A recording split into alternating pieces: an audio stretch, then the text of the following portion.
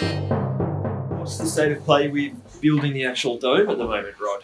Okay, so if you're going to have a habitat on the moon, then you're going to have some environment wherein people can, one, breathe, and two, survive the rather strong temperature variations. Now, what's interesting is that a lunar day is 28-ish Earth days, and 14 of which are day and 14 which are night. There is, in fact, no dark side of the moon.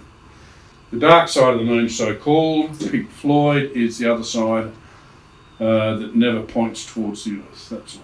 But that gets just as much sun as our side. Yep. You need to make some sort of structure on the surface of the moon, which is covered with regolith,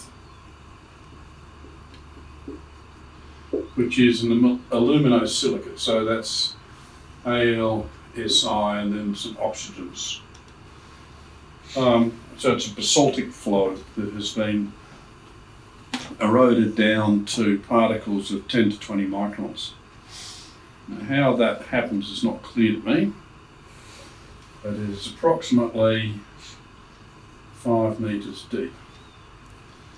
Of loose material? Of sand. Yeah. How do we know this? We probably don't, but that's the best punt. So what you want to do is make a dome and have people come in, so you then have to have an entrance of some nature.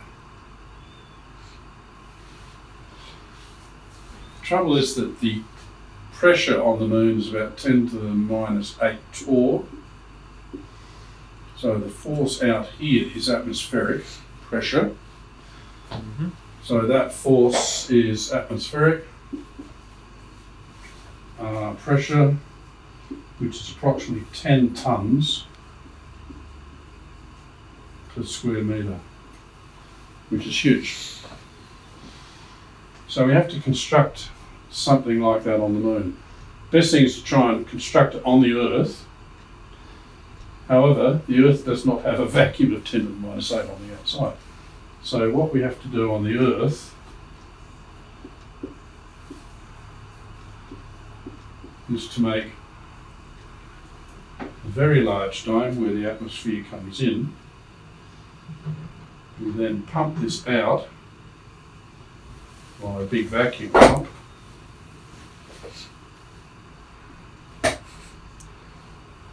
So that we now have vacuum in here and a pressure of 10 tonnes per square metre coming in. Now this is very much like an arch. So if you have an arch, the force is gravity, but it gets transformed into circumferential force of compression. So arches can be freestanding. And this is the same. This force then gets transferred into compressive stress.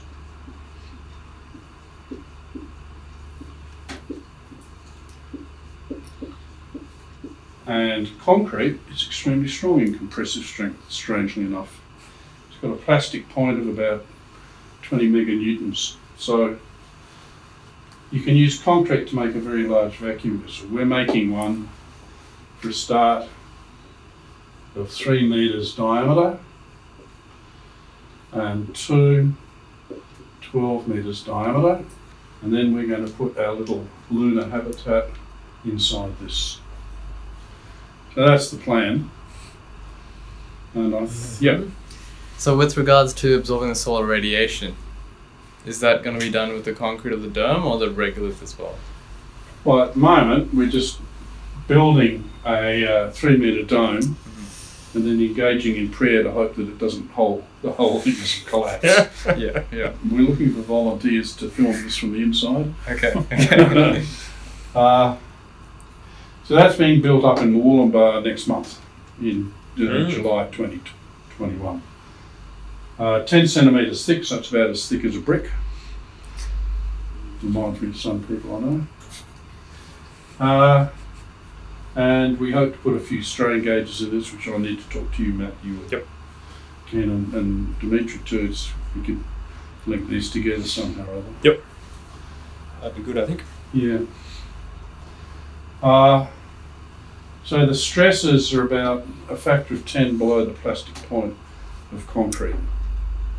Assuming a homogeneous structure that's regular and regularly loaded, yes. Which it is. Sure. If you look at the skyscrapers, the bottom bit of the concrete on the skyscrapers support a huge amount. Yeah, so absolutely. the fact is that this stuff does work in compression. Yep. In tension, it doesn't work so well. Is it concrete they use for skyscrapers or a metal frame? A lot of it's been concrete. Concrete, yeah. Okay. A lot of the compressive loading. But you're right, they do have a metal structure, but I don't think that's the main strength. Whatever. It's quite surprising how well concrete will work. Well, I think the good thing is we can do some simulations to work out where we expect the stresses to be, and then we can put the strain gauges in those key points. Yeah. And that'll let us infer about the whole thing. So you've been working on some finite element analysis systems in Solidworks. In Solidworks, yep. Well, it'd be great to see some of those and how you're going on it. Mm-hmm. Absolutely.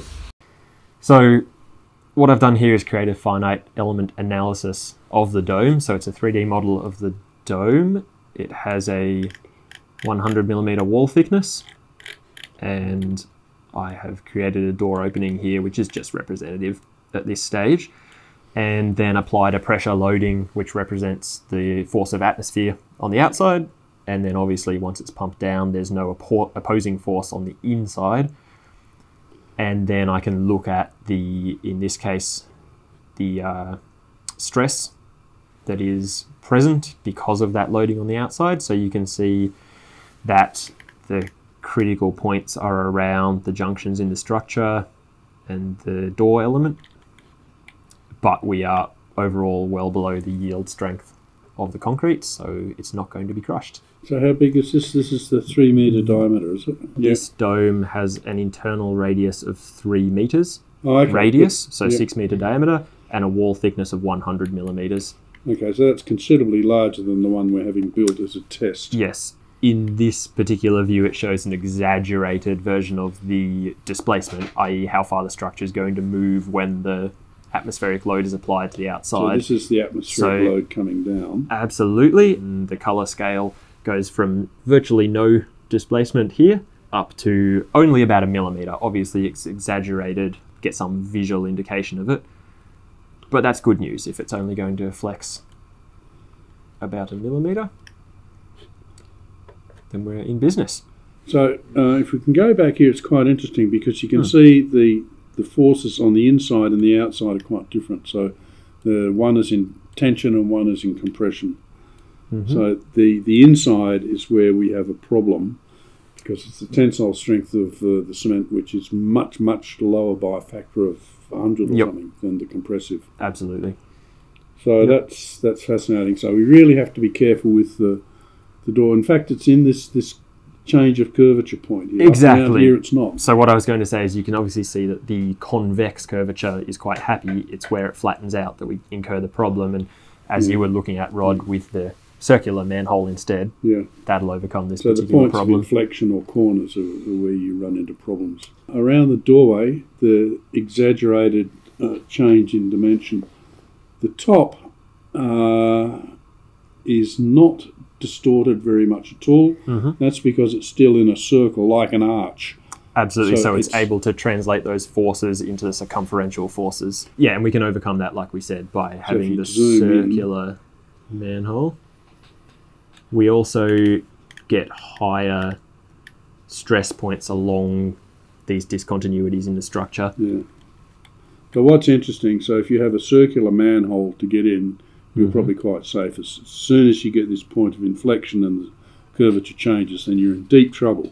Why? Because we have this point here where we have tensile stresses and the concrete is trying to pull apart. Exactly. Whereas here it's all trying to compress in. That's right. And concrete is good in compression, not in tension. Okay. I don't know if this has worked. This is just my my gut feeling plus Matt's stuff, which has justified it. And I did the sums before. To an order of magnitude. Well, it's better than that. A factor. Factor of better than a factor of 2. It's a factor of Matt doesn't have public liability insurance and he's not letting anyone in this dome.